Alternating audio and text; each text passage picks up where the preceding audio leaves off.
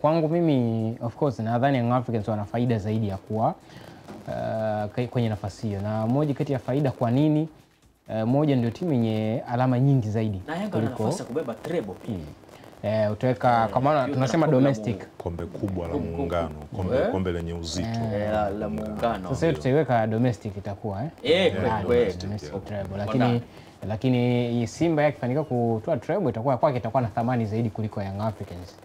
Yaani kama Simba atafanikiwa kutoa treble kwa msimu huu itakuwa na thamani zaidi kuliko kama Yanga angetoa treble, kwa maana kwamba ukiweka kombe la Confederation of course inakuweka kwenye uwanda wa kimataifa, si unajua ambapo kwa Yanga yeye ukizungumza swala la Muungano, ukizungumza FA pamoja na ligi, of course uzito wake uweze ukaweka sana kama Simba atabeba FA, ligi pamoja na kombe la shirikisho. Kwa hiyo kama ni kutoa treble, nafasi ambayo inaweza kutoa nafasi ya timu ambayo inaweza kutoa treble yenye heshima kubwa zaidi ni Simba kuliko Yanga kwa hapa ambapo tumefikia. Lakini timu ambayo ina nafasi kubwa ya kutoa treble ni Yanga kuliko Simba. Yes, nadhani naiona kwenye mlengo wa namna hiyo. Na kwa nini nazungumza hivyo? Kwanza mpaka hivi sasa Young Africans amesaliwa na michezo 4.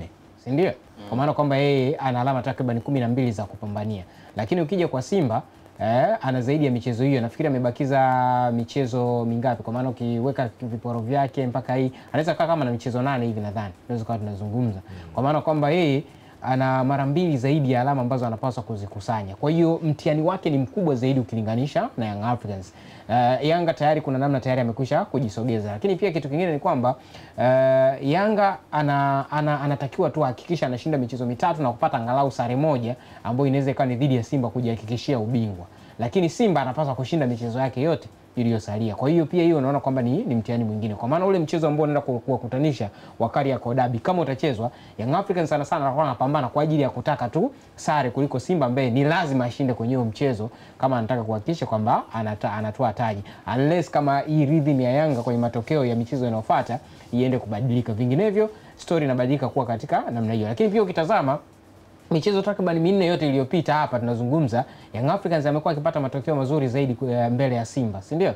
Licha ya kwamba Simba ya msimu huu inaonekana kuwa ina mabadiliko ya namna yake. Imebadilika lakini bado ni Simba ambayo haina ukomavu wa kutosha ukilinganisha na kikosi cha Young Africans. Kwa hiyo pia hiyo ni moja kati ya vitu ambavyo pia naviona kwamba vinampatia nafasi kubwa.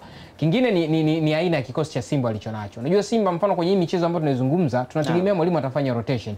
Lakini kiuhalisia Yasin, Simba hawana kiungo mwingine kama Fabrice Luamba Ngoma kwenye kikosi chao. Yaani akitoka Fabrice Luamba Ngoma hakuna mchezaji ambaye anaweza kukupa kile ambacho anakupa Fabrice Luamba Ngoma kwenye kikosi. Lakini hii unasema ni moja kati ya linchpin kwenye kikosi chao. Yaani amekuwa ni mtu ambaye unasema ni kiungo kikubwa cha msingi kwenye kikosi chao. Kwa hiyo kama akikosekana mtu anayekuja kuingia asilimia kubwa hawezi kuofa kama kile ambacho anaofa Fabrice Luamba Ngoma. Kuna kitu ambacho kitapungua. Kwa hiyo hata kama watapata matokeo, watapata matokeo katika namna ambayo haina tunasema ule ulaini kama ambavyo labda au wepesi kidogo kama ambavyo angekuepo Fabrice Luamba Ngoma. Lakini nenda kaangalie pia kwenye eneo ambalo anacheza Jean Charles Ahoua. Watu wengi wanampigia kelele aondoke, akae nje kwenye baadhi ya michezo kutokana na aina yake ya uchezaji. Lakini akitoka yeye nani kwenye benchi ambaye anaweza kuja kuofa kile ambacho anakiofa?